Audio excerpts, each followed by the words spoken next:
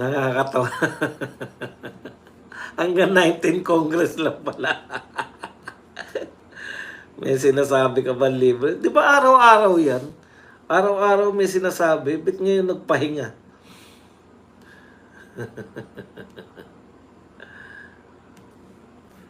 Nandito na ako. Kumusta ka na, Boss Badong? Hindi na may impeach si BP Sara? Ano ba ang sinampa na kaso sa impeachment? SALN ba o confidential fund? Confidential fund po.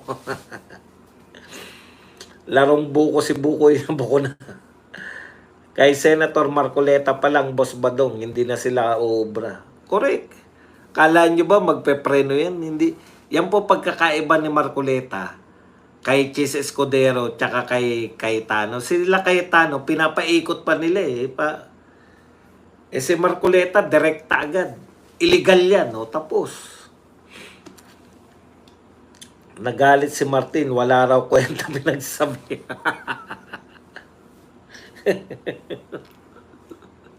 Hindi ba napansin nyo? Araw-araw yan nun. Ngayon, ilang araw ko na hindi nakikita si Bukoy. Binanatang kanina Barsaga kanina sa live niya. Ano naman? Wala namang bilang yung tao na yun. Kahit mabanatan ako araw-araw.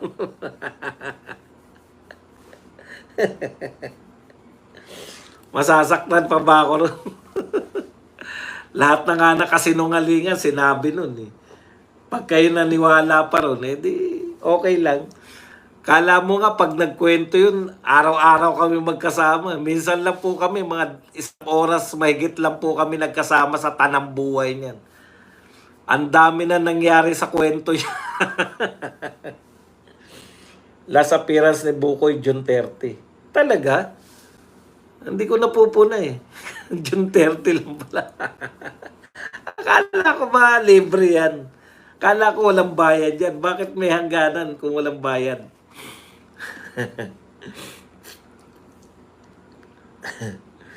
Sinyo parang palakang naipit sa bato. More pindot. Boss Bads, hindi pa naayos ang bagong kontrata nito ni Bukoy. Di ba sabi niya libre lang daw siya? Bakit ka, kung libre ka lang?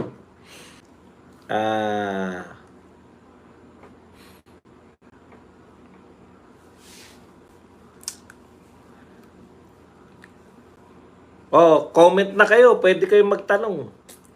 In a good way naman, boss, yung walang gamot. Ibig sabihin, hindi kailangan ng gamot. Kaso lang, yung pagkain, dapat talaga pilitin niyang kumain kahit papaano.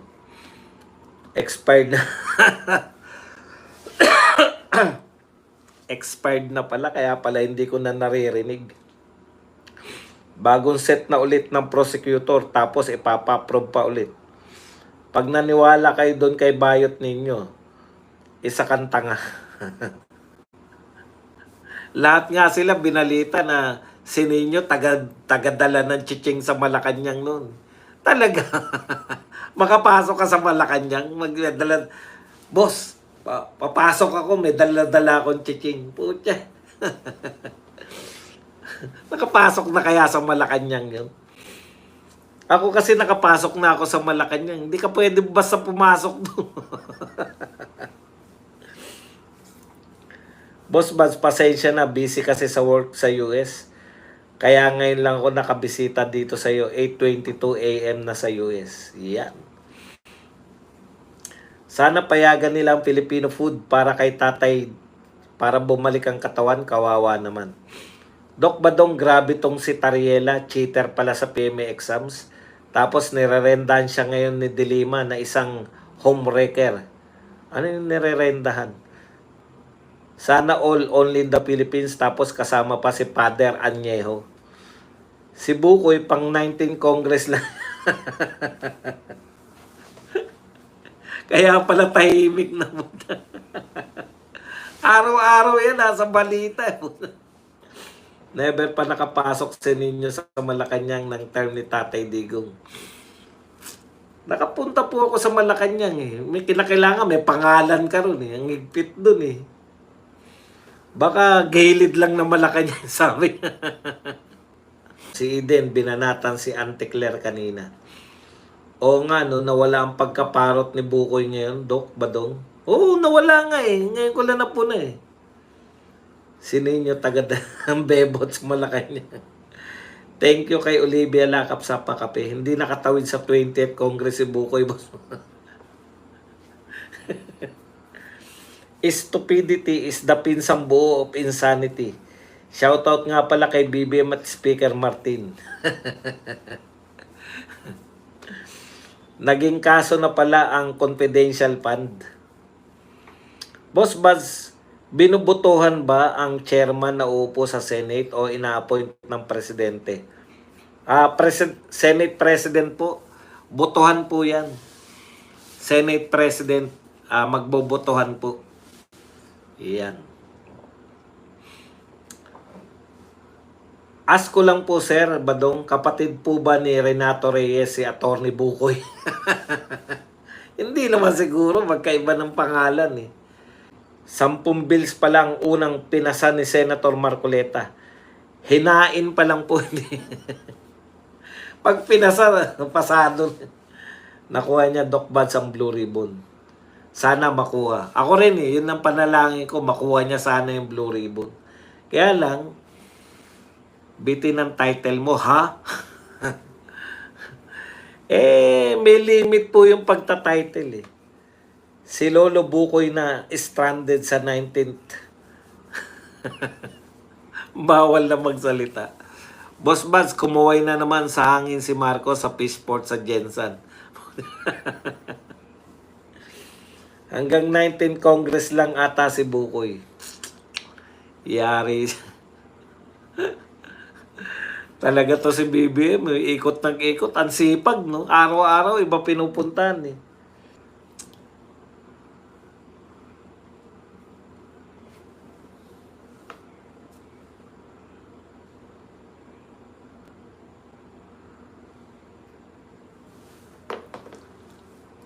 Nakita ko yung video si BBM kumakaway na naman sa mga taong walang pake sa kanya.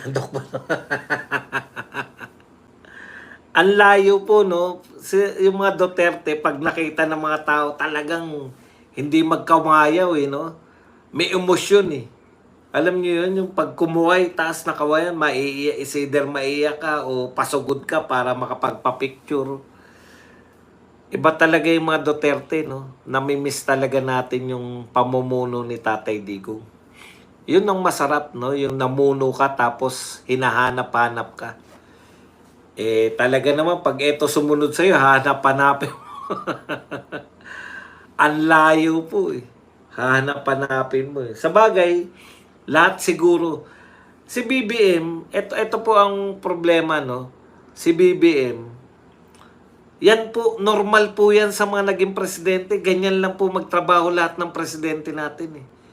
Kaya lang yung sinusundan niya si Duterte.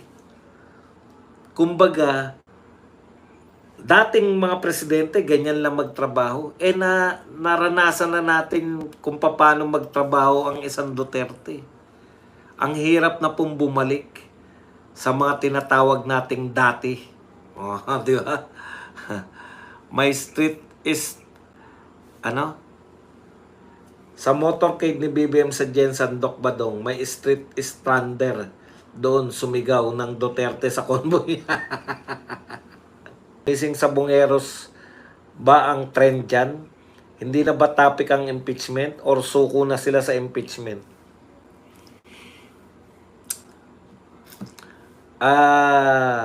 Hindi naman.